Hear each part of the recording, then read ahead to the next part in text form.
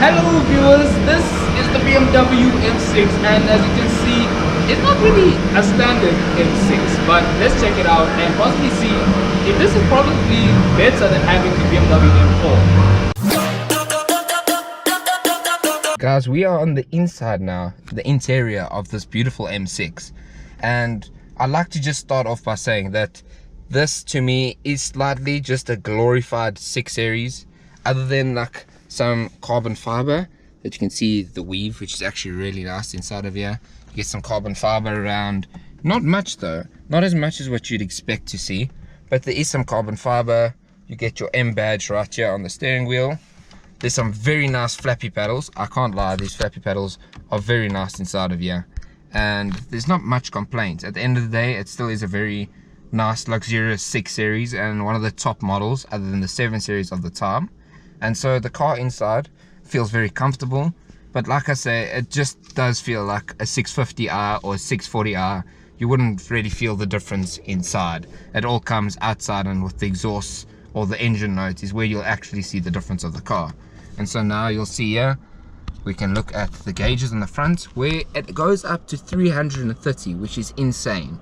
Obviously we can talk about the motor in a little while, but this car has an insane motor, and as Eugene said in the beginning, is slightly tuned, which we will get to. And now we'll just move here. We'd like to cover that this is a BMW and an older one, and so there's a lot of storage space in here. If you can see, it's very easily capable of storing a phone inside of there, but at the same time, none of these things properly work. As you can see, the buttons don't work, and that's just old BMW and needs a bit of touching up. And then you've got your small little gear selector here, which I'm not the biggest fan of. It feels a bit too small for me, although I guess a lot of people might not feel the same way, but to me it feels a bit small, and I feel like they could have done better. And now you get your little M badge in there, just as you had on the steering wheel. You've got all your buttons going along here for your steering changes, your suspension changes, your rev limiting, and a traction control button for I don't know who would use. Then you've got all of these little gauges that are going around here, which obviously this is an older car, but they still feel decent quality. Obviously at the end of the day, it is still a German car. You get all your soft touch leather all around onto the dash here as well, and a decent sized infotainment screen, which isn't too badly like proportioned. It's actually quite a nice proportion. It's out of your way. You've got the buttons to move around, which I actually prefer. I don't prefer the touch screens. Touch screens get too many fingerprints and stuff on it, and so this is actually quite comfortable and spacious inside. And so now we can get to actually just see a bit of the infotainment screen over here, although it doesn't want to stay on. It's being a bit weird. Obviously the battery's low, and so the car doesn't want to stay on. And now we can just see from Eugene's perspective what he thinks being in the passenger side. Okay, so being on the passenger side, it's very comfy, very luxurious. It is a 6 Series after all, and well, it's very big. It's very, I can really stretch out and I can really lie down, although you do sit low in this car, which is surprising because when we got in we thought, like, you know, it'll probably be a bit jacked up like maybe a 5 Series, but you do sit low in this car. And the one thing I really wanted to touch on, which you can actually tell this is a very old car, and that doesn't sound good, but it has an old school DVD player, which possibly for long journeys you can play Ice Age or The Matrix if you want. So like if you're driving from here to Cape Town to Durban, but that just shows that this is really a very old car. So if you're looking around here, the quality is very good, very hard leather, surprisingly. So sometimes I thought like BMW cheap out and put cheap plastic, but it's very nice leather. And overall, it's a very nice interior to be in. You are a bit cramped, but not to the point where you think like it's gonna be such a hassle just to get in and out of. Okay guys, speaking about practicality now, as we've got about practicality on the inside not being so great towards the rear end, I'm actually very surprised about how practical this back end really is, and there's quite a bit of space. You could possibly fit 1 or 2 biggest suitcases in the back here, which isn't bad for a large Grand Tourer, which the 6 Series really is. And so yeah, it's really not too bad inside here. It is on the smaller side of things compared to like an E63 or M5, but those are the sedan versions of the cars, and so those will generally have more practical spacing in the rear end. And so then we just move to the general design of the 6 Series. And let me just work this quick. We move to the general design of the 6 Series, which is very long and sleek, and actually to me is probably my favorite design that BMW has.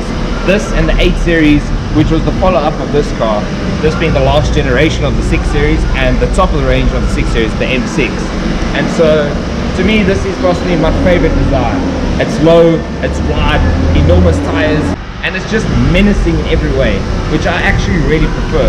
And as we spoke about comparing this to an M4, you can kind of see the similar design coming from this.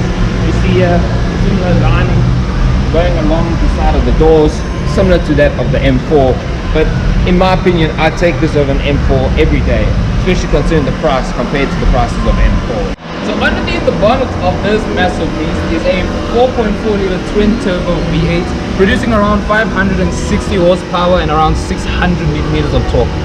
And it's good for 0 to 100 times in around 4.2 seconds, which for a rear-wheel drive car and a car that weighs near almost 2 tons or even 2.5 tons, that's actually good performance considering how heavy it is and how long it is. But because this bonnet doesn't work anymore and as the gas struts have become older throughout the years, I'm just going to put it down and move to the brakes. So these brakes are 400mm 6-piston brakes, and just look at how massive these brakes are. They're literally as big as possibly a wheel, so it has very good braking distance. And so it has 265 35 R20, so 20-inch alloy wheels but 265mm tires. Those are massive and wide tires, meaning although it's a 6 Series, I'm not sure you're going to be getting much of grip like this, because after all it's rear-wheel drive and not many rear-wheel drive cars get a lot of traction. But let's actually move to the rear of this car, because as Matteo said, well, as I said, it's not really standard. So this is actually straight piped. I actually looked under there and there's literally no mufflers, there's no resonators, there's no catalytic converters. It is downright straight pipe, which sounds ear-piercingly loud. Like, even look at this, I can possibly fit my whole hand in there. That's how big these exhaust pipes are. But let's actually start it for you and let you listen to how loud this two-door Grand Touring car is.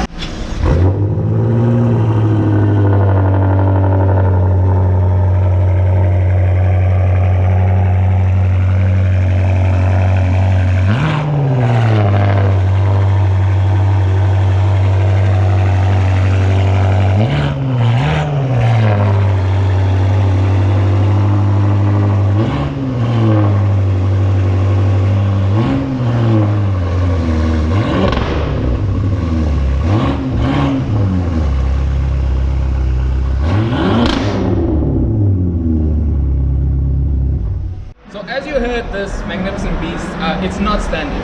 That is an amazing exhaust notes that pops and crackles and does all sorts of things. So thanks for watching. Please like, comment, subscribe. Come down to Infinite Auto. These are the same guys that enjoyed the G-Wagon video for you guys. You absolutely love that video. Possibly if you want to, you can come check this car. Maybe in future we might even drive it. Keep your fingers crossed.